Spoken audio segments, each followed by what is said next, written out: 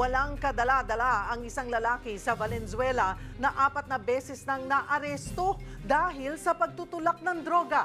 Habang ang rider na binaril sa viral road rage video sa Antipolo nasawi na matapos mabaril sa ulo. Magbabalita si Hannibal Talete. Sa madilim na bahagi ng Barangay Karuhatan, Valenzuela, naaresto sa bypass operation ang isang construction worker na sumasaydaing daw sa pagtutulak ng droga.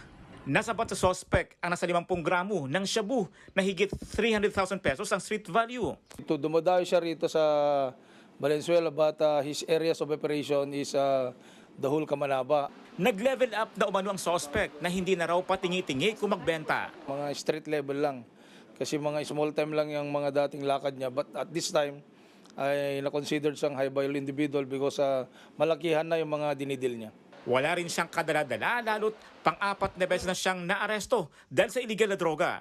2016 nang una siyang makulong sa Tondo, Maynila, habang 2018 at 2022 sa Malabon.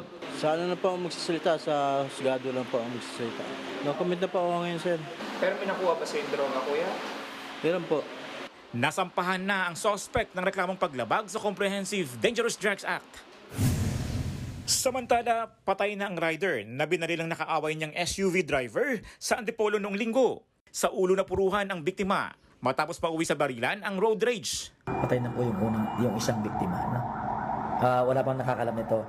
Kakapasok lang po ito. Doon nakapagbato na kami ng progress report sa ating pong mga patay na po. No? Patay na po yung isa sa mga biktima.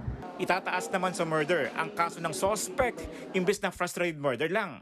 So, yung naisampa natin ngayong hapon, 3 counts of frustrated murder, bali, i-upgrade natin yun, i-amin natin siya.